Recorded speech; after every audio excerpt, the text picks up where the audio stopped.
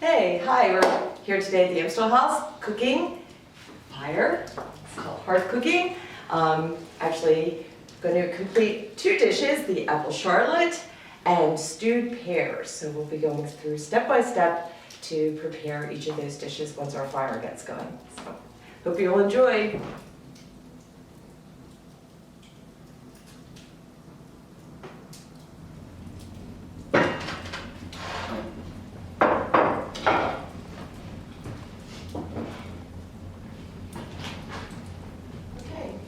So, we're here in the Amstel House. The corner is what it's been called when the governor lived here. We're going to do a little cooking today, and we have our fire going. We're looking to produce some good hot coals so that we can provide heat under and on top of our Dutch ovens. So we start with some kindling, and we just start building it. My logs have been going this way the last couple times, so I'm going to lay some fresh ones down on the top opposite and get them going.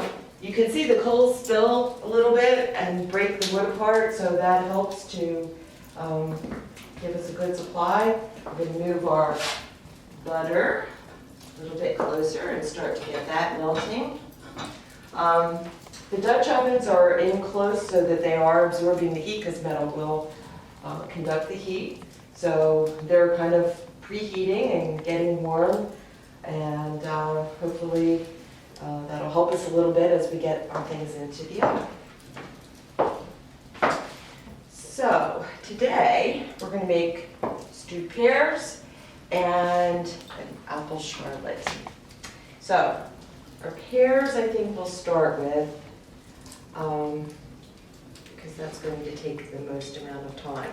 So, what we're looking for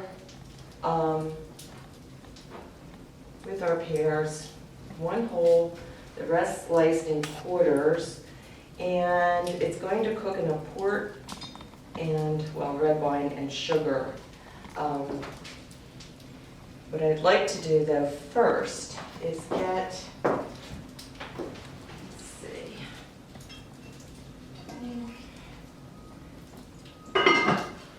use this one. I'm going to warm the wine.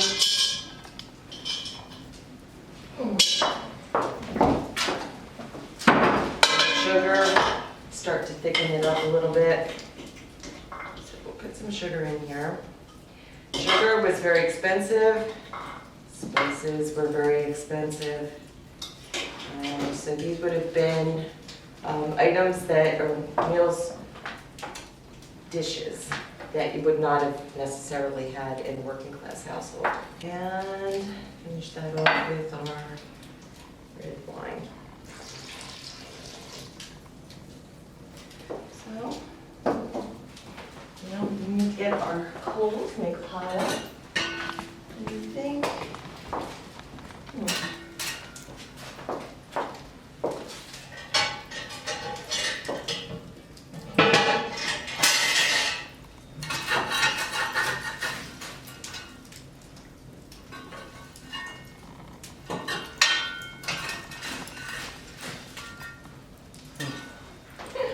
This is a bit messy.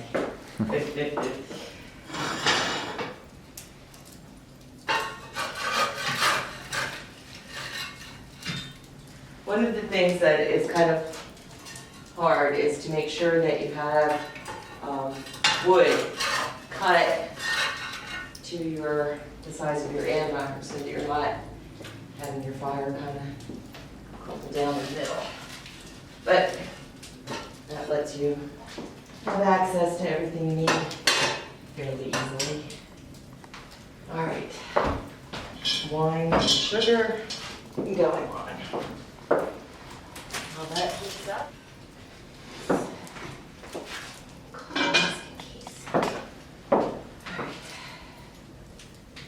So everything would be saved. Probably have some kind of an animal to feed. So your garbage would be collected. And very important that you are using things that are in season or close to as you can get. Our pears and our apples would have been stored in layers of sawdust, perhaps sand, in the coolest part of your house, which probably was your basement, and they're going to get rather nasty looking as the winter progresses. But that's the food that you have, and they're not, there are imports, but it's not like today where you can get any produce at all at any time of the year from somewhere in the world. So the storage, again, in layers of sawdust in your crocks. We have some crocks here, some wider mouth crocks probably. And as the spring progresses, then your menu changes. Hannah Glass she was a cook in the 18th century whose cookbook people are still using today. The fare was a lot more sophisticated than people give it credit for being. Most people think that everything went into a pot and they ate stew all of the time. That's really not the case, especially in an upper class household like this. So we are looking to provide the governor with some very lovely desserts for his 12th night celebration. And better check to see which one stands up nice and flat. That one isn't. That one could be. Okay. Centerpiece will be one of those two. Hannah suggests that you have one whole and the rest are quartered so that it makes a pretty dish. It makes a pretty dish. And, would have been a crazy, chaotic space. All of the servants throughout the house are working on their own jobs and chores, but this is where they're working from. So someone may be polishing silver or the brasses, preparing candles for the evening. There may be laundry activities going on, ironing. And so while this is a very large, lovely kitchen, when you start putting 4 or 5 people in this space that are all trying to work on something different, it can get rather crowded. The poor cook has a deadline to meet, and dinner is served usually between 12 and 2. However, you never really know how many people will be coming for dinner, because anyone who happens to drop in may be invited to stay. So imagine that you're not really sure, you're trying not to be wasteful, and at the same time, you want an adequate supply because you don't want to embarrass your mistress with not having a sufficient table full of food. So there was a lot of pressure on the cook. And when the cook left a household, panic ensued. The lady of the house would pretty much take on any responsibility other than cooking. It was necessary, but not sought after in any way. So the household could be very disrupted if you lost your cook. Robert Roberts, who produced the Household Servants Directory, instructing the household servants what they're supposed to be taking care of, he advised that it was very important. He felt that all of your dishes, pots and pans, etc., utensils, that they be washed at least once a day. Very important, at least once a day. Just keep that in mind as you're watching different dishes being done. They've only been washed once. I just found that kind of fun. Fire safety. Believe it or not, same lesson, stop, drop, and roll. It's actually printed in a cookbook. I think it was printed in early 19th century, maybe 1825, saying the same thing. Stop, drop, and roll. And that cookbook was The Cook Not Mad, which still trying to figure out if that meant the cook not mad, crazy mad, or angry mad. The right sauce. Don't put it all the way.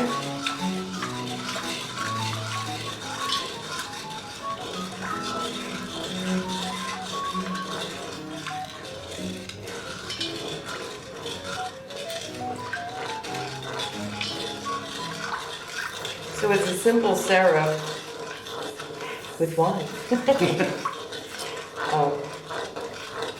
Lots of alcohol, lots of sugar, lots of butter. It's very good. Used in 18th century recipes.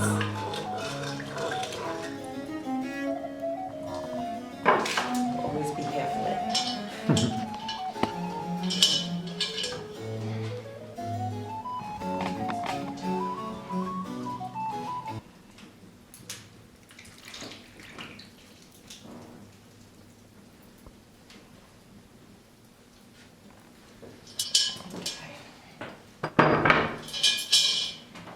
Now, I'm going to address our fire.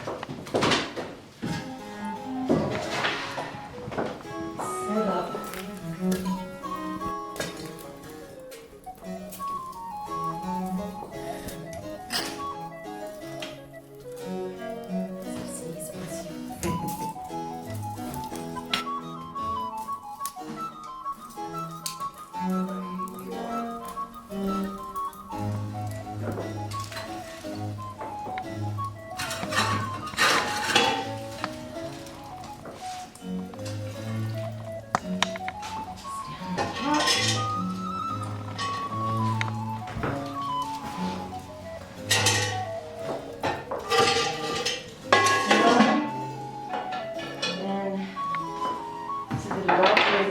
Oven, we got heat below, and now we want to heat top. So it's surrounded with heat.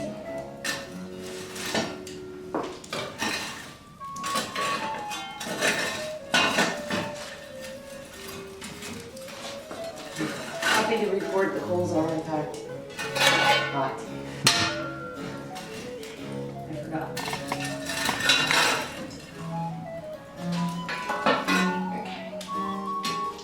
Now,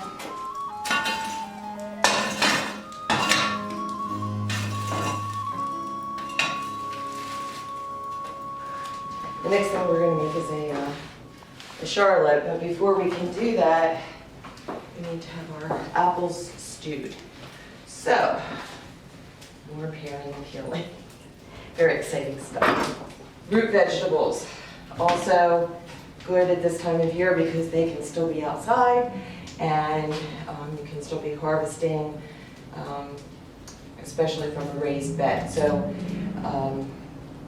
these potatoes, sweet potatoes, are not going to look quite as horrible as your other produce that you might have stored away. Hopefully you've spent your spring and summer as things are coming in. Preserving, candying, drying, so that you have a good supply during the winter months. There's not going to be any fruits or vegetables. Celebration of Twelfth Night, which we're preparing for here. Christmas was a religious holiday. You are celebrating the birth of Christ. That is it. You're going to church. You're having a nice dinner with family. And that's Christmas Day. The next 12 days are where things get very exciting. We were starting to celebrate New Year's, but the culmination of the holidays was always Twelfth Night. And Twelfth Night is commemorating the visit of the wise men to the newborn king, and they bring him gifts. And so that, traditionally, is when gift exchanges would take place, if there were any gift exchanges. It was not the same gift craziness that we have today. But if you were going to give a gift, you're probably going to give it on 12th night. The 12th night celebration also has a religious overtone, but it has taken on, at this point, a very festive atmosphere. There are balls, there are get-togethers in the town, the village, as the folks called it, who were living here at the time. And they just get together and they have a wonderful evening of fun. The cake that is traditionally served, the 12th night cake, has a bean and a pea baked into it. Whoever receives I think the pea is for the lady, is the queen of 12th night, and the king is whoever receives the bean in his piece of cake. And so everyone must follow their direction through the course of the evening. Whatever they want to do to make merry, everyone must follow. And the only caveat is that next year they're supposed to host the 12th night ball. So it can be a bit of a responsibility at the end of the day. Fun for one night for sure, but then you have to provide the festivities the next year. So that could get to be an expense. So that's your 12th night celebration. But every day throughout, from Christmas through 12th night, was considered part of the holiday. And people traveled to visit. You need to think things through a little bit. What are you going to be cooking? What space are you going to need? What are the needs of the other people here in the kitchen? What are they going to require with regard to coals? Because the laundress may need to be doing some ironing, so she's going to need hot coals to heat her irons. But you don't want everything, you don't want something that is in the back of your hearth to be done and having to be dealt with before the things that are in front of it are finished, because that would get to be dangerous, crisscrossing piles of hot coals. So you have to be careful and mindful of that as you're organizing your hearth. And we are just about ready to set our apples down here. I'm going to add a little water, some sugar, and a couple cinnamon sticks in, but have also grated cinnamon a little earlier, and so we're just going to brush that in as well. Nice and cinnamony. And we're ready to go on. Coals. And lid on. And they'll stew for us. Forgot to add a little piece of lemon peel.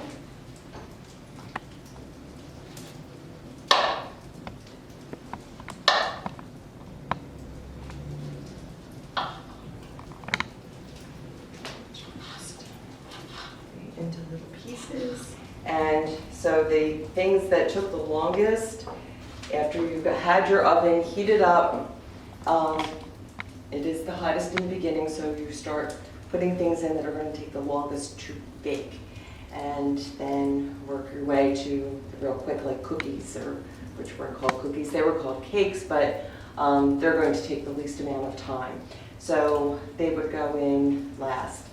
Bread, you may have to toss in a couple extra days during the week to replenish your bread supply, because frankly, you're eating bread all the time. The charlotte is simply, instead of making a crust, it's intended to use your bread slices as the crust and soak them in butter and drape them around your pie pan, and then add your stewed fruit. We're doing apples to the bread, and then you bake it, and it comes out lovely buttery richness, a little crunchy. Add some powdered sugar to the top. It's a very fancy and easy to do dish.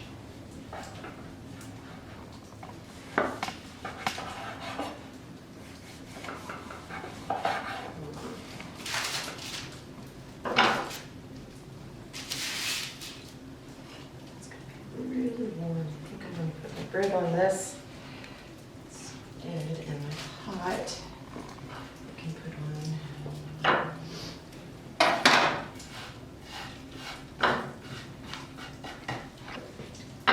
So just from the radiant heat, we have started to melt down the butter. That wasn't sitting over coals, it was just sitting near the fire. And radiant heat actually is a very nice technique in cooking, in hearth cooking. Use planks to put your fish down on. You can just lay them against the walls and legs of the fireplace, and that heat will simply cook your fish.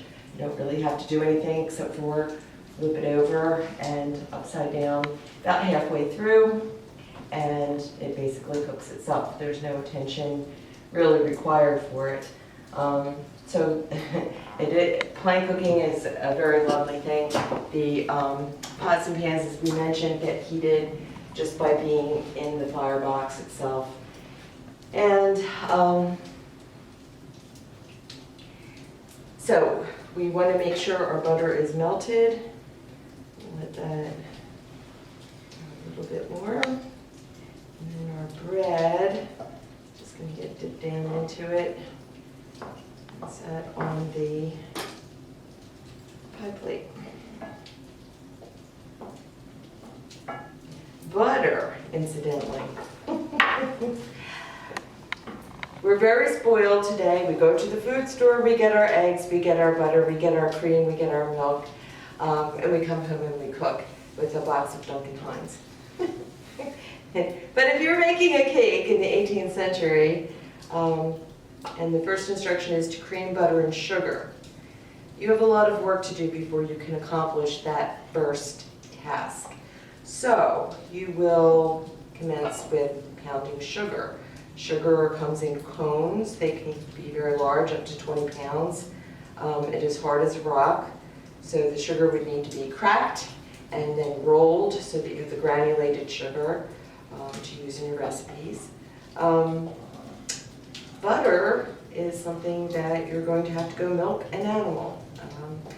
And so you go milk your cow, you come back, you have to wait for the cream and the milk to separate. You skim off the cream, you put it in the butter churn, and you whack away at it for a good 40 minutes or so, and then you will have butter. There do seem to be several ladies here in town who were selling butter to their fellow townspeople. It's like a little cottage industry. You can make butter, so you sell it on the side and save somebody else a little time. Or maybe they just need more because of the holidays and they're making all these fancy dishes, so they need a little extra and they can buy it from some of these folks who are having some extra. That's good. So it does take a lot of time. When you think about if you've invested about an hour just in getting the first two ingredients together to accomplish the first task of a recipe, and that's a cake recipe. You know, it's a very time-consuming process. And of bread, placing it into the pot.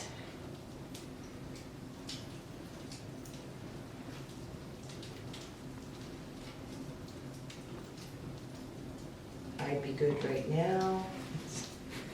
Just eating the bread.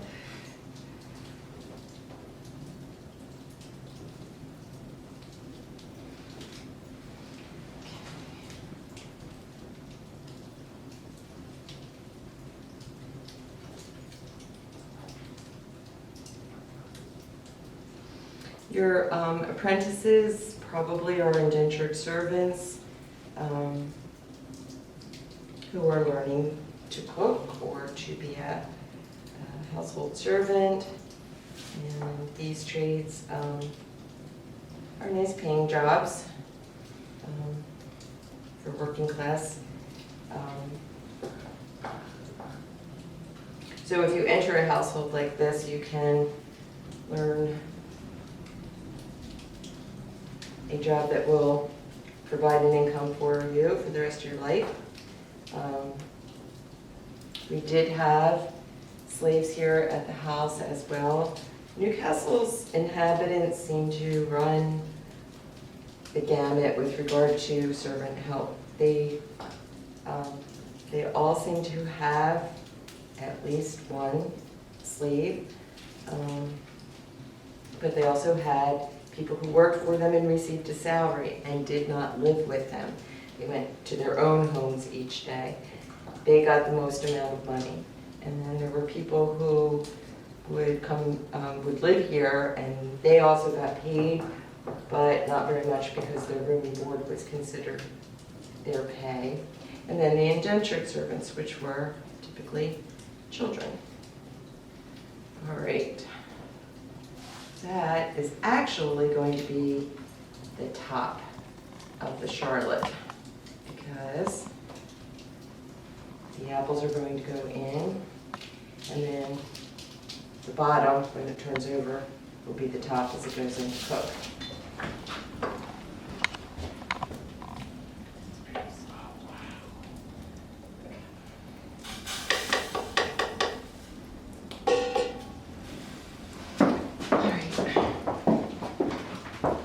So having removed the stewed pears from our oven, we now transfer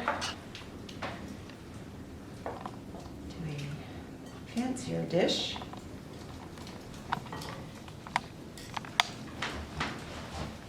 If we had any mint that might be still hanging in there, we could garnish. The idea was to make your dish as appealing to the palate, appealing to the eye as it was to the palate, and sometimes that involves some rather strange processes. Like if you wanted something green, well, you cook some spinach. That got you green. But it doesn't necessarily taste all that great with. So this is ready for service, and a complete dish. Stewed pears. Not quite enough, but I think they'll finish up nicely in the charlotte. So I'm just going to add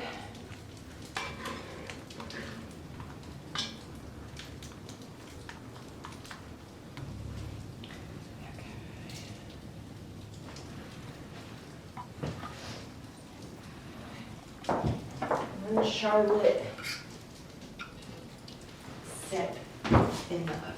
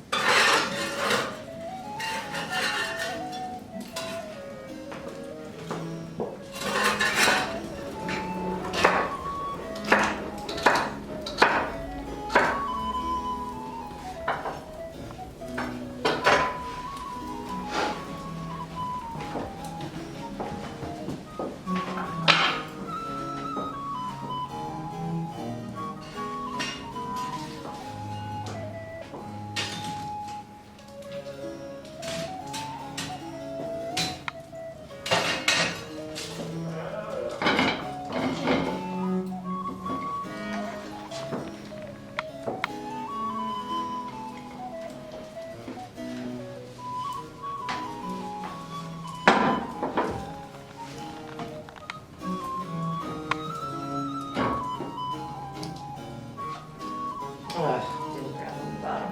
We're going to go ahead and put this on here while it's hot. Because what you're supposed to do with this is put the salamander on it so that it melts into the top of the Charlotte. What is a salamander? It's like a hot one.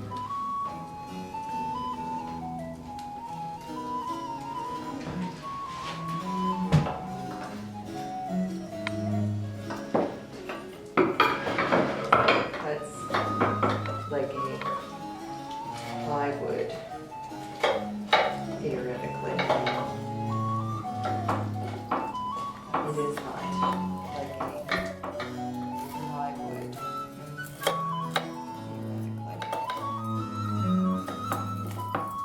It is hot.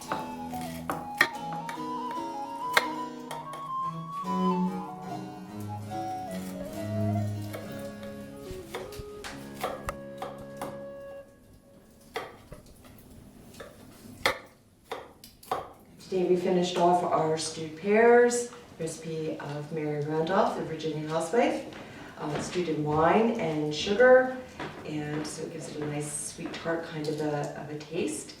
And that was one of our dishes. And then the apple charlotte, which need a little bit more time with the apples to stew.